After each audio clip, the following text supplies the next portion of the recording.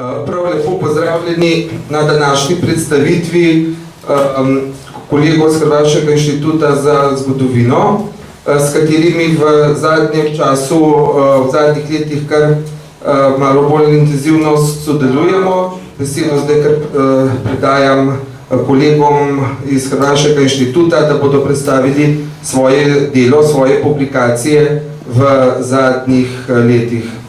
Poštovane kolegice i kolege, dame i gospodo, ja ću pričati na hrvatskom budući da je ovoj slovenski na razini da samo mogu razumjeti.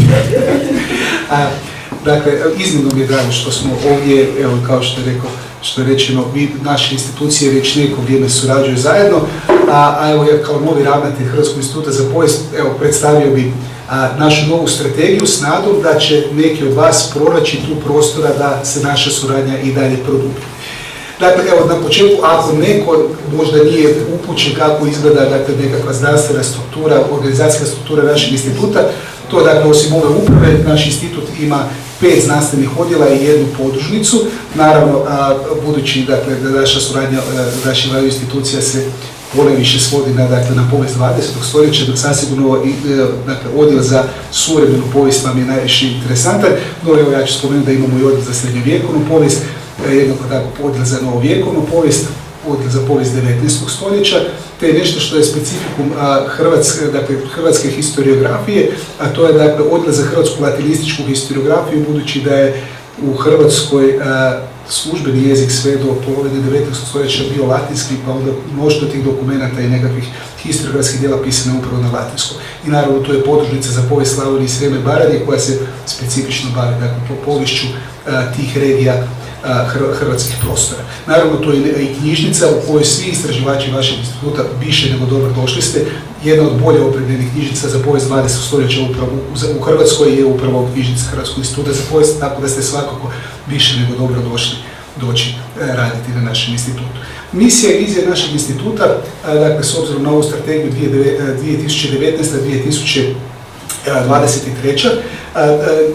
ne mijenja se bitno, dakle to je proučavanje povijesti hrvatskog naroda, ali i naroda ostalih, dakle u našem okruženju, dakle naroda jugoistočne i srednje Europe u razdoblju od srednjega vijeka pa do suvremenosti i naravno to mi ostvarimo prije svega kroz trajnu istraživačku djelatnost koja može biti projektno usmjerena, a budući da evo, zadnjih mjeseci ministarstvo naređuje da moramo samo projektno raditi, a ne mimo projekata, onda prvo da ćemo vrlo brzo mijenjati tu strategiju u smislu da ćemo uistinu sad naš znanstveni rad svoditi na projektnu suradnju, pa stoga evo ponovo pozivam sve zainteresirane, budući da naše ministarstvo nas ne prisiljava, ali nas potiče da suradnja bude prekogranična, svakako ukoliko nešto od ovog što ću sada pričati vidite kao prostor za moguću suradnju naših dviju institucija, ali ne nužno samo institucija, dakle svakako javite se bilo kolegi Geigeru koji je naš, evo to je još jedna zgodna stvar, iako on vjerojatno još i ne zna, ali sad na sljedećoj sjednici znanstvenog vijeća, to je u petak, ja moguće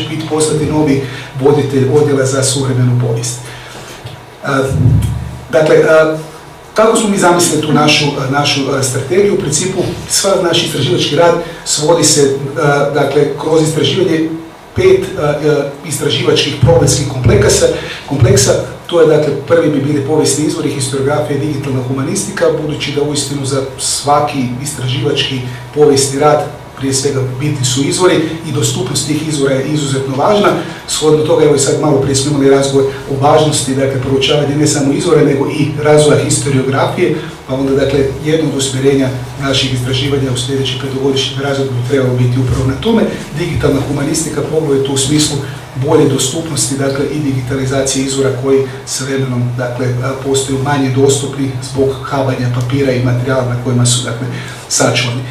Potom tu je kompleks, dakle, povijest društva i povijest institucija, te potom urbana povijest, ekonomska povijest, povijest okoliša i povijest demografije, dakle, jedan sklop u principu tema koje se vežu više za društveni i gospodarski aspekt prošlosti, te potom kulturna, intelektualna i memorijalna povijest, dakle, ovaj više intelektualni, dakle, na neki način filozofski dio, dakle, proučavanja prošlosti i ono što je, vjerujem, u hrvatskoj historiografiji specifikum je 5. kompleks, budući da to nigdje ne proučava se baš specifično, to je, dakle, vojna i ratna povijest. To smo dakle, zamislite tih 5 velikih problemsko-istraživačkih kompleksa istraživati kroz 11 velikih tema. U prošlom strateškom planu bilo ih je 9, sad smo ih povećali na 11 i sad na brzinu ću proletiti kroz njih. Dakle, prva od njih je između istoka i zapada, dakle, tema gdje bi se trebali obrađivati hrvatski povijesni prostori od kasne antike, to je samog početka srednjega vijeka, pa do ranoga novoga vijeka u kontekstu crkvenih i vjerskih međuutjecaja istoka i zapada. Potom urbana povijest Hrvatske i u sklopu toga imamo i već 2 projekta, u principu se izvode na institutu u sklopu tog, dakle u sklopu te istraživačke teme. Potom svakodnevnica i kvaliteta života u Varaždinskom generalatu i dalmatinskim garnizonima tijekom 18. i drugog 19. stoljeća, jedna vrlo specifična tema, tiče se upravo vojne povijesti. Povijest javno-zdravstvenih mjera u Hrvatskoj, to je nešto što u osnovi je već dugo vremena se nešto baš posebno aktivno ne istražuje i na neki način pokušali smo i pokušavamo kroz ovu temu promovirati povijest javnog zdravstva, povijest medicine, ali kroz društvene aspekte, a ne isključivo ove institucionalne medicinske aspekte. Zatim tema transfer ideje i uloga pojedinca u razvoju društva i izgradnji institucija u Hrvatskoj, dakle to je povijest institucija, ali u smislu ovog šireg regionalnog konteksta i tu istinu imamo upravo sa krajem prošle godine započeo jedan projekt na tu temu pri Hrvatskoj zakladi za znanost. Sad nešto gdje smo već bliže u 20. stoljeću, povijest nasilja i sukoba. U sklopu te istraživačke teme ovdje ćemo predstaviti jedan od projekata koji se planira na sljedeći natječaj naše Hrvatske zaklade za znanost prijaviti.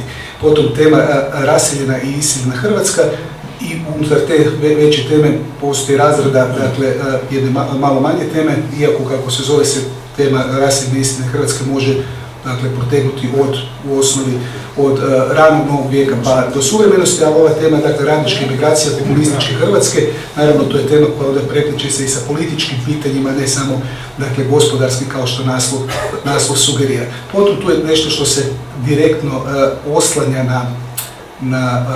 na to pitanje raseljene i iseljene Hrvatske, a to je, ali u političkom kontekstu, a to je opozicija i disidentstvo u komunističkoj Hrvatskoj.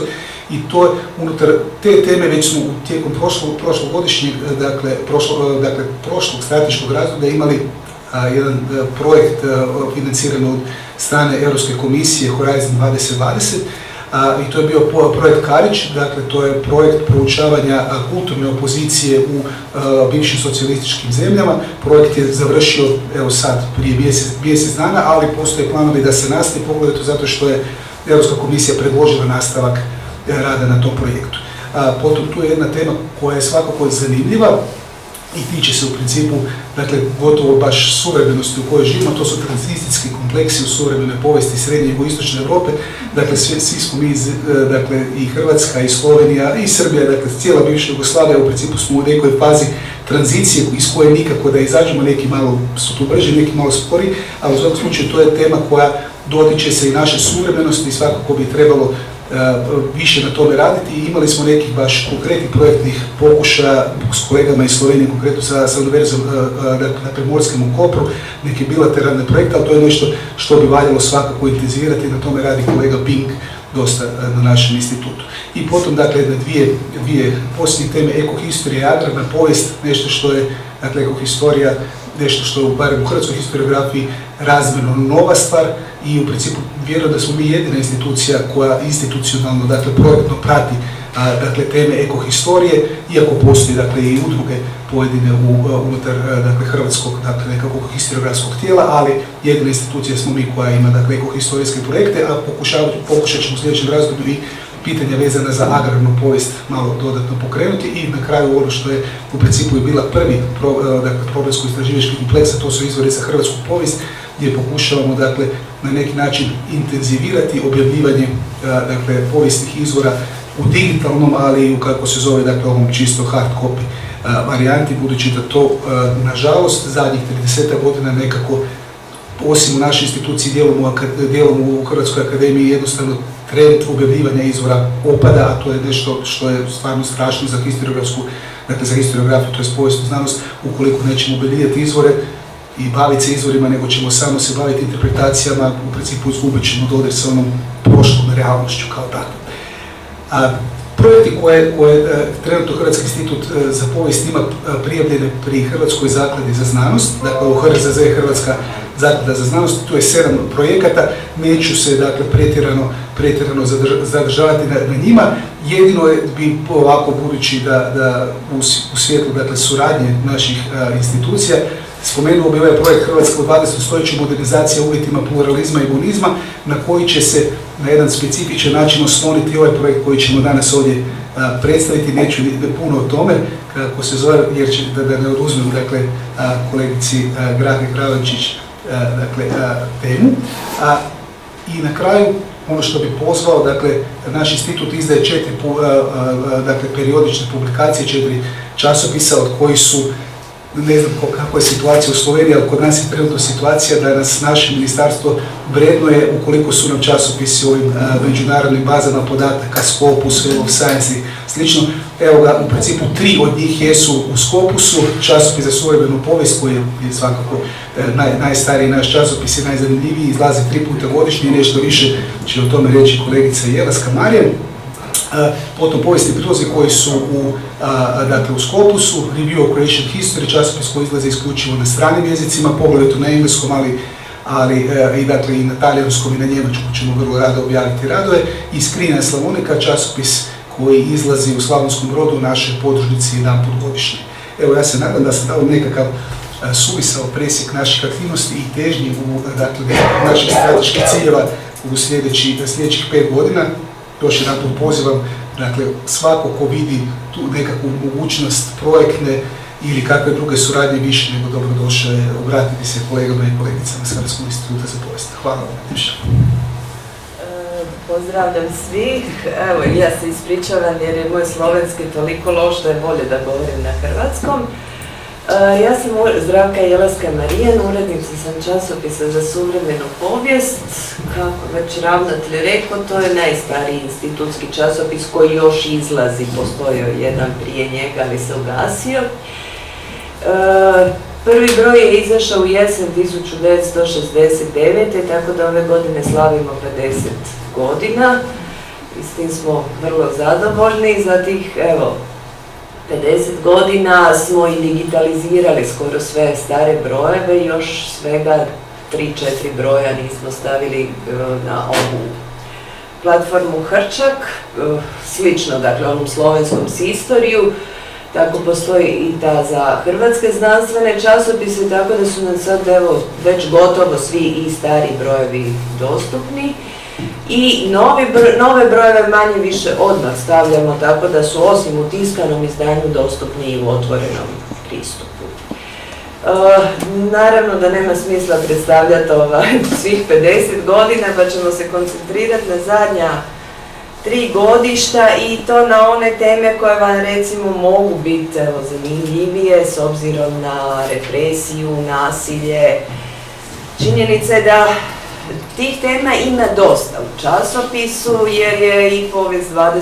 stoljeća takva kakva je, pogotovo na ovom prostoru gdje je nasilja bilo i više. Naravno, osim toga imamo i cijeli niz drugih tema i o društvenoj povijesti zdravstva, dakle ne bavimo se isključivo nasiljem, ali evo nekako ću probati se koncentrirati na nekoliko tema vezanih uz to. U 2016. godini, nam je to, evo ovako, djelomično se teme represije, zapravo djelomično se teme represije dodiruju sve teme vezane uz povijest crkve. U tom broju smo imali i jedan članak Antonija Akmađa i Tomislava Cara o obilježavanju 1000-godišnjice kršćanstva u Poljskoj u kontekstu poljsko-njemačkih odnosa i crkveno-državnih odnosa u Poljskoj i Jugoslaviji, gdje je onda i paralelno prikazana represija kakva je postojala u Poljskoj i kakva je postojala u Jugoslaviji s obzirom na pojedine crkvene proslave. Zatim u tom istom broju su nam i hrvatski zbjegovi u Italiji od 43. do 45. kolege Mateja Bratanića sa sveučilišta u Zadru. Ti su zbjegovi manje poznati, obično se većina koncentrira na onaj najveći El Shat u Africi, međutim prije toga su uspostavljeni u južnoj Italiji logori. Kolega je dosta dobro uspio prikupiti cijeli niz izvora koji govore o uvjetima koji su tamo vladali i o cjelokupnoj svakodnevnici stanovništva koje se povuklo. Zatim u 2017. godini imamo čak i nešto više, to nam je 2017. A inače časopis ima slične naslovnice, a neko vrijeme svake godine, sad svake 2 do 3 godine samo promijeni boju, ali ostaje prepoznatljiv. U ovom broju iz 2017. naravno imamo članak doktora Zdenka Radelića OZNA, UDBA, popisi neprijatelja i njihova kategorizacija, dakle od početka, od 40-ih do 50-ih godina. Moram priznati da mi je ta kategorizacija u što se sve razvrstavalo neprijatelje ovako dosta zanimljiva. Zatim u istom broju imamo članak koji se recimo posredno dotiče represije, to je Kazna u Krajini, prilog istraživanju povijesti političke moći i kažnjavanja 1991. 1995. Ta se bavi zapravo zadnjim ratom i radili su kolege politolozi Krešimir Petković i Kristina Golek, s tim da članak polazi od politološke definicije kaznene politike kao upravljanje kažnjavanjem vezanom uz političku moć i njenu realizaciju. Dakle, članak je onak dosta teoretski i praktičan. U broju 2, 2017. imamo jedan članak, dakle, u 17. nemamo tako mnogo članaka o represiji i u 18. zato što su i ova godišta dobrim dijelom bila posvećena Prvom svjetskom ratu. Pa smo malo ovaj drugi rat i ostale ratove zanemarili, mada meni dosta zgodno, moram priznati, evo recimo, ja ne bi išla brojat ključne riječi, ali Scopus ima jedan alat koji broji ključne riječi i kad sam ja to jednog dana onako pogledala, sam shvatila da Drugi svjetski rat prednjači daleko pred svim ostalim ključnim riječima koje se pojavljuju. Tako da smo uz njega dosta vezani, ali kažem, evo, ova zadnja 2 godišta smo više, kao i manje više svi u Europi posvetili u većoj mjeri Prvom svjetskom ratu. No, eto, uz njih ima ipak i nešto članaka drugih, tako da u broju 2 imamo jedan članak koji je dosta zanimljiv za sva granična područja, to je članak Podijeljeno pamćenje, istarski egzodus u urbanom prostoru Trsta, gdje se kolegica Roberta Alting i Natka Badurina zapravo bave konstrukcijama identiteta utemeljenog na migracijskom iskustvu. Dakle, na načinu na koji se danas predstavlja u Trstu egzodus na kraju Drugog svjetskog rata, talijanski egzodus, i zbog čega zapravo 2, odnosno 3 nacionalne zajednice koje dijele sjećanje na to imaju sasvim posebna pamćenja istih zbivanja. Tako da mislim da je on svakako se dodiruje i ovog slovenskog prostora, u tom smislu je i zanimljiv. I na kraju još nam ostaje 2018. godina, nju smo započeli sa kolega Geiger i kolegica Leček s politikom retribucije u Europi, odnosno odmazde u Europi nakon Drugog svjetskog rata, s jednim izvrsnim paralelnim prikazom odmazde, dakle prikupljeno iz raznih istraživanja u različitim europskim zemljama, i tek kad se nekako stave u paralelu brojke različitih zemalja, onda postanemo svjesni koliko je nešto mnogo ili malo u vlastitim primjerima. Također u istom broju je objavljeno i romsko stanovništvo u Bošnjacima za vrijeme Drugog svjetskog rata. Dakle, na analizi jedne male zajednice u jednom manjem mjestu kolega Danijel Vojak i Vinko Juzbašić daju dobar primjer sudbine romskog stanovništva tijekom Drugog svjetskog rata, njihovom odvođenju u logore. I s tim da sam članak u prilogu donosi cijeli niz sjećanja, iako su osim sjećanja koristili i arhivske izvore. U tom broju iz 2018. pa određene posredne veze sa represijom ima i članak Ustaškinja, propagandno glasilo žena ustaškog pokreta, odnosno antifeminizam u ustaškoj propagandi, gdje se zapravo unutar represivne politike nastoji nametnuti određena slika ženske seksualnosti i favorizacija majčinstva, odnosno majki na račun ostalih, dakle žena koje nažalost evo ili nemaju djece ili nisu udate, dakle nameće se određeni model ponašanja i življenja. I na kraju u 2018. drugom dijelu imamo dolazak Dominikanaca u Rijeku i prva 2 desetljeća njihovog samostana Svetog Jeronima, unutar kojeg je djelovala i da tako kažemo bogoslovno-teološka škola, ali i Institut za teološku kulturu laika i zajednica mladih, koju na kraju su oni sami morali zaustaviti zapravo pod pritiskom biskupije, jer se biskupija našla pod pritiskom političkih vlasti s obzirom na privlačenje prevelikog broja mlađih vjernika i dosta dobro se kroz, kažem, svi ovi zapravo članci o vezi crkve pokazuju uvijek i utjecaj represije. Dakle, kažem, evo, ovo sam izdvojila nekoliko članaka koji se možda više dodiruju ovih tema koje bi vas mogle zanimati. Naravno, kažem, evo, imamo i teme Prvog svjetskog rata dosta u ta dva broja, ne u dva broja, ne kroz nekoliko brojeva, 2017.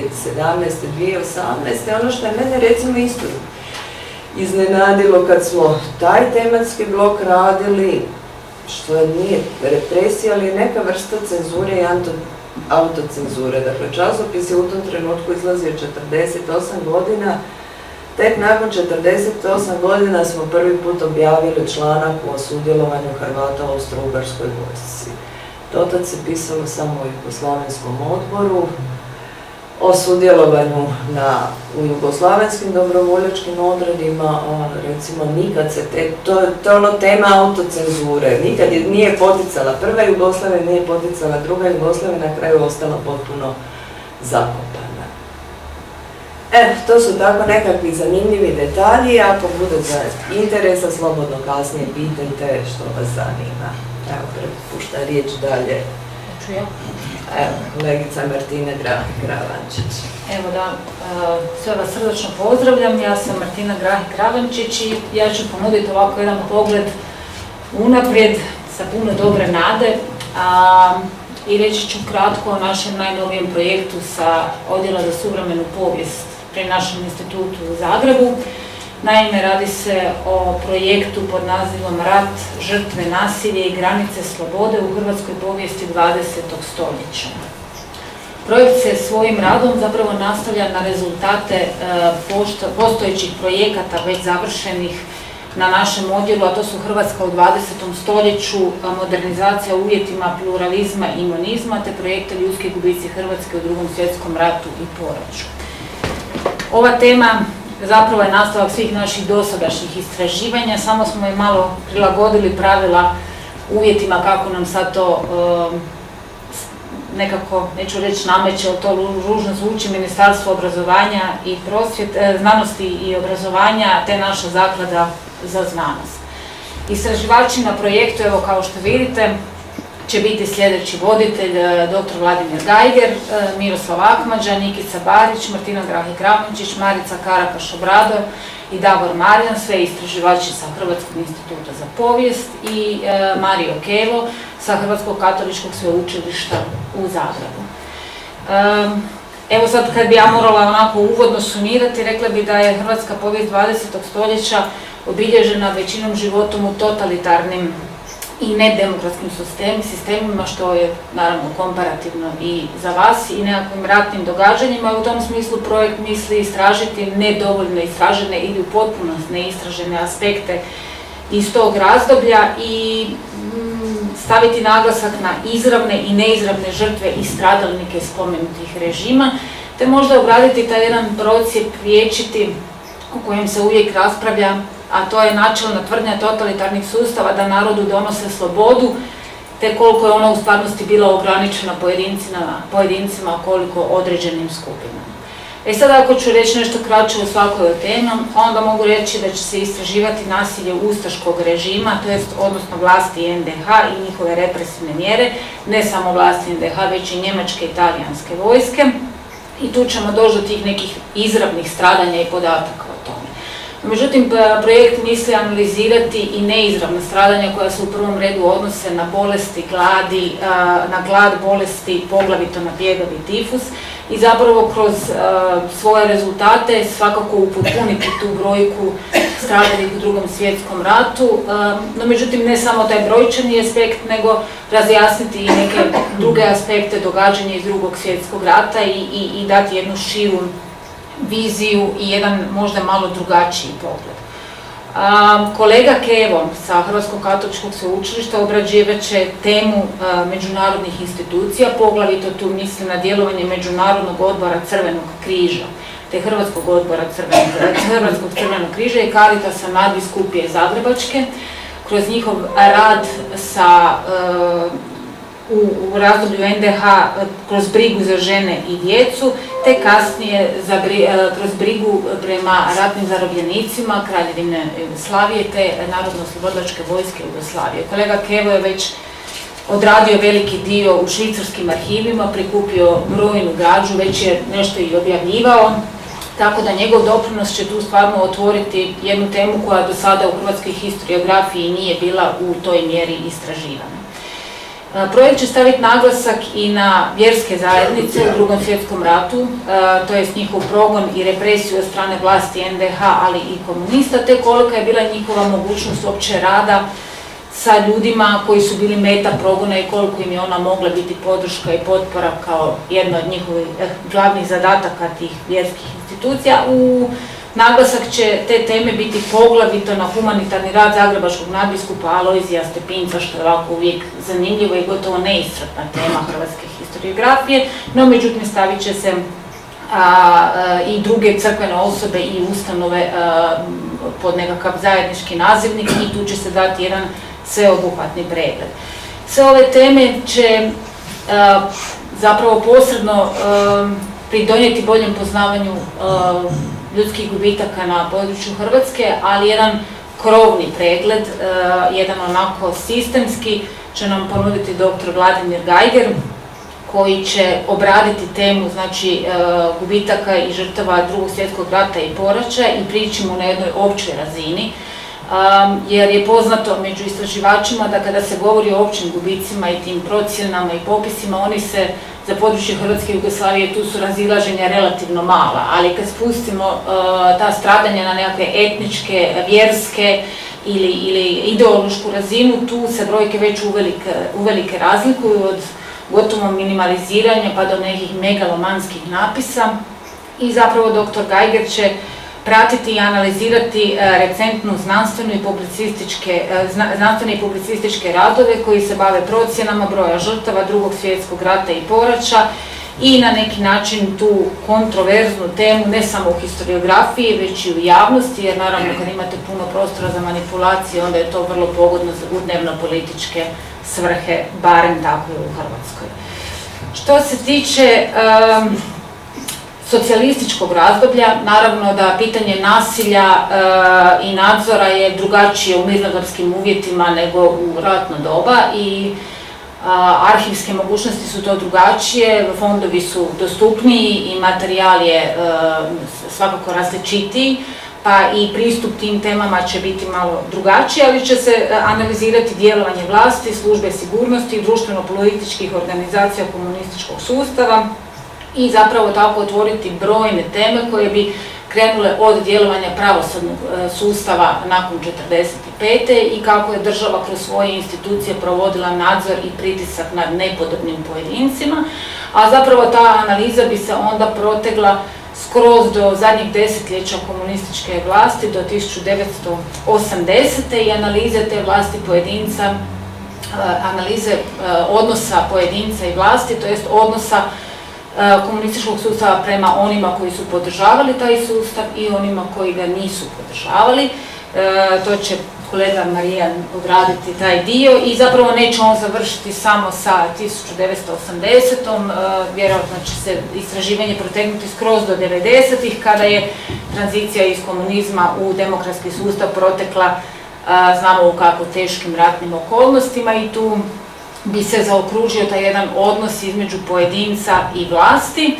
I na kraju bi dr. Akmadža ponudio jedan pregled o stanju vjerskih zajednica u razdoblju komunističke vladavine, poglavito s usporedbom vjerskih zajednica u drugim zemljama komunističkog bloka, što mislim da daje jednu širinu, evo tu bi se nadovezala na kolegicu Jelaska Marijan, kad je rekla da nekad pogled, kad stavite jedan širi kontekst, malo drugačije izgleda i ono što smatram važnim, tu se planira objavljivanje knjige izvora, što je i ravnatelj rekao da je jedan od osnovnih zadataka naše struke, a nekako sve manje to radimo, a osobno smatram to vrlo važnim i nediskutabilnim za generacije koje dolaze.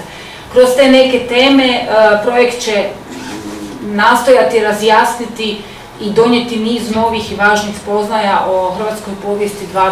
stoljeća u elementima koji su tu povijest znatnim dijelom i odredili. Ja sigurno tu vidim prostora i za vaše istraživače s kojima smo nekako najviše i surađivali u prijašnjim godinama u smislu i konzultacija i konzultacijskih usluga, tako da vjerujem da ćemo se preklapati, a nadam se da ćemo se kroz 3 do 4 godine opet ovako družiti ili ovdje kod vas ili kod nas u institutu gdje ćemo onda predstaviti... A nećemo prije, kad mi završimo. Ja ću u penziju prije. Nećemo prije. Onda evo prije nego što dr. Gajder ode u penziju, kroz 1, 2 do 3 godine da se nađemo pa da prezentiramo rezultate rada koje mislim da mogu biti korisni obostrano i na zaista zajedničko zadovoljstvo i mislim da možemo međusobno tu puno pomoći jedni drugima na ovom nekom putu našeg rada u nekim novim uvjetima i novim pravilima kako su postavljena pred nas. Pa eto, u tom smislu to je kratko što bi ja rekla, a više o tome onda kroz par godina, nadam se, na istom mjestu. Hvala vam. Evo, srdačno vas pozdravljam, zahvaljujem na mogućnosti da mogu evo i uz kolege iz instituta predstaviti nešto od rada. Naravno da institut uz sve ove projekte od srednjega vijeka na ovamo izdaje cijelu količinu različitih knjiga i zbornika ili znanstvenih skupova ili zbornika radova. To naravno možete vidjeti na web stranicama. Kako smo bili ovdje prije 3 godine, ja sam nekako odlučio da bi možda bilo najzgodnije predstaviti 3 knjige u izdanju Hrvatskog instituta za povijest koje se tiču različitih tema, odnosno pitanja represije Drugog svjetskog rata i neposredno poslijeratnog razdoblja. Naravno, to su uz te knjige objavljeno je, vidjeli ste u našem časopisu, ali mi objavljujemo i izvan instituta, dakle u nekim drugim nakladama ili izdavačkih kuća ili muzeja ili instituta. Riječ je o 3 knjige, 2 knjige objavila podružnica za povijest Slavonije, Srijema i Baranje, dakle Hrvatskog instituta za povijest, koja je isključivo objavljuje teme koje se tiču istočnog panonskog dijela Hrvatske.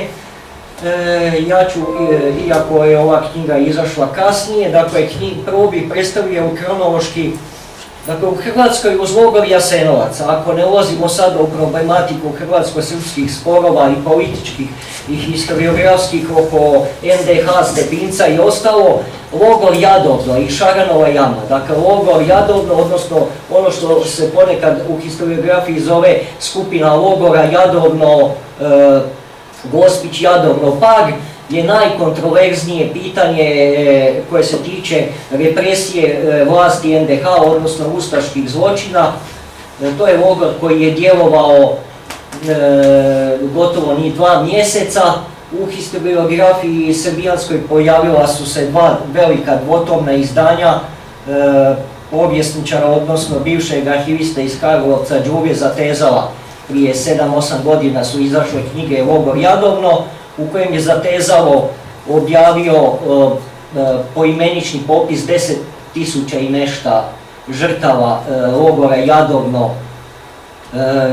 Gospić i Pag i donio procjene o 40.000 žrtava koje se, iako moramo reći da su te procjene što se tiču, naravno kao i samog Jasenovca o kojem nećemo danas ovdje, pa se u Hrvatskoj govori o 1000 osoba, a u Srbiji opet se diglo na 1 milion ovih dana. Dakle, logor Jadovno od popisanog jugoslavenskog i 64. Dakle, za logore Gospić, Jadovno, Pag imali smo 1700 žrtava, da je ta brojka narasla s vremenom na 120.000, pa je sada se pod navodnicima normalizirala na 40.000, pa se u srbijanskoj historiografiji i udžbenicima naravno i ta brojka donosi. U Hrvatskoj nekoliko brojeva ima, jedna je koju zastupali pokojni Slavko Gošten, sada Ivo Gošten s brojku od 24, odnosno 25.000. Nakon što se netko uopće usudio pročitati te 2 knjige, kad vam neko napiše 2000 strana knjižurine, onda svi kažu kako su to divne knjige, ali se u pravilu ih ne čitaju. Nego prolistaju, pregledaju predgovor i kaže se vidio što on tamo napisao. Onda smo se nas, kolega Jareb i Kovačić i mi i ja usudili smo se to nekako iščitati, provjeriti sve ono na što se pozivaju i utvrditi da na onih 20-ak dokumenata na koje se poziva Đuro Zatezalo, u nijednom dokumentu nema ni broja logoraša, a kamoli broja stradalih.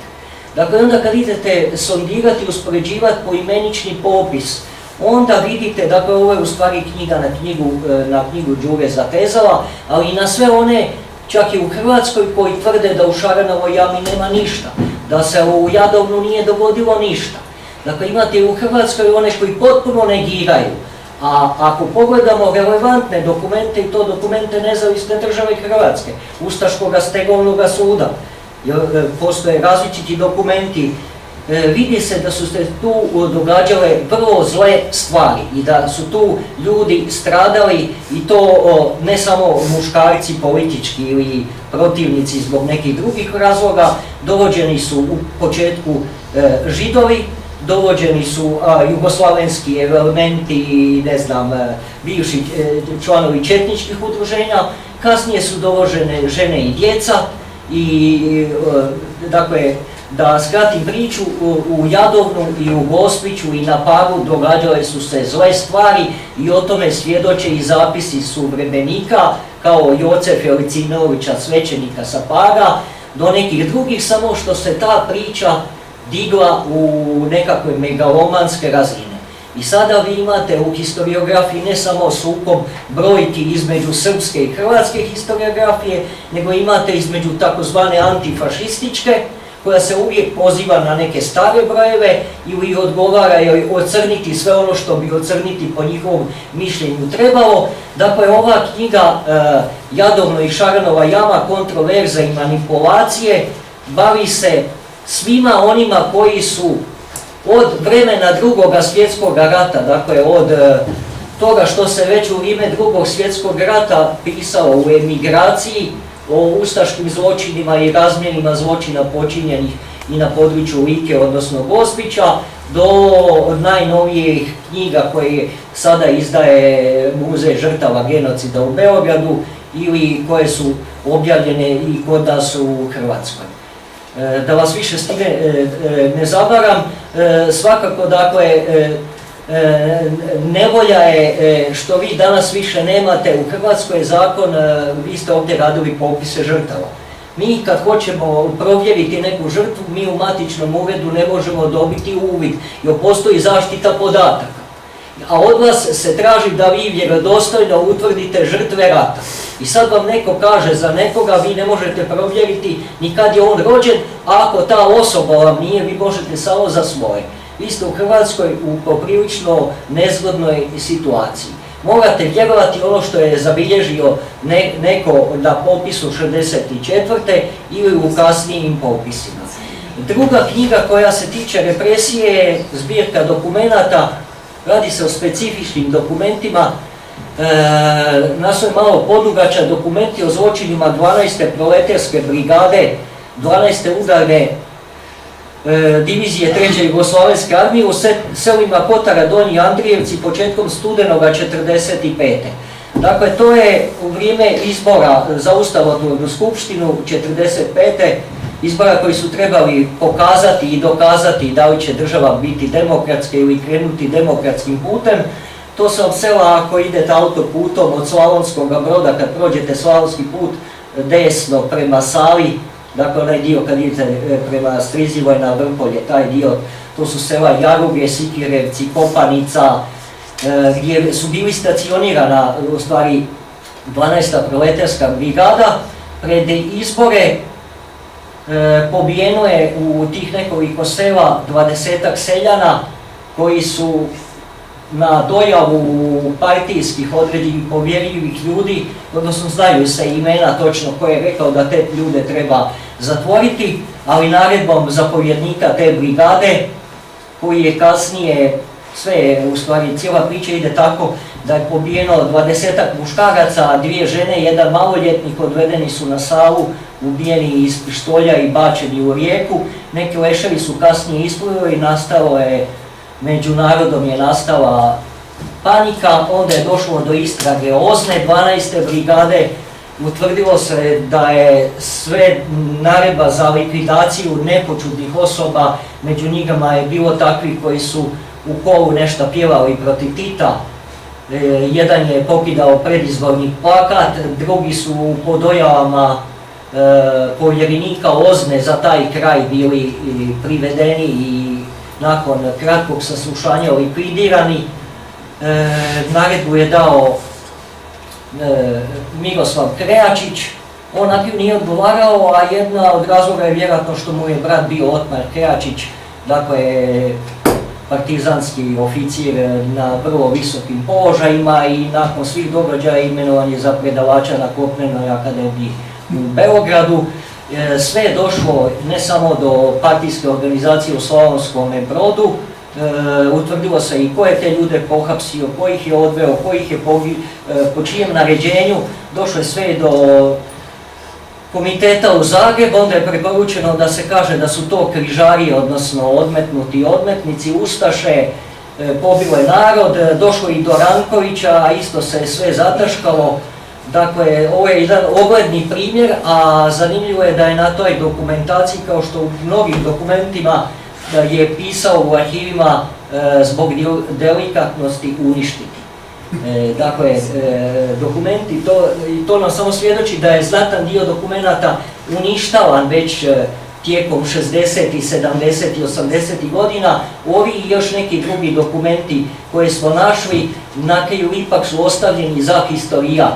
Dakle, nisu uništeni i oni su ogledni primjer kako se na jednom području i možda više ta mikrosituacija govori o ozračju na izborima, da sad, mi smo naravno ovdje objavili sve dokumente u prijepisu, fotografije svih osoba koje smo uspjeli naći, ali i na kraju priložili što je pisao Glas Slavonije, dakle dnevni list koji je pokrivao to područje u kojem se uopće ne spominju naravno ovi događaji i sve je proteklo divno i krasno i Narodna fronta je osvojila izbore, a uopće se ne spominje što drugi opet partijski dokumenti o presipanju iz kutije u kutiju i da ne govorimo o drugim nemilim događajima.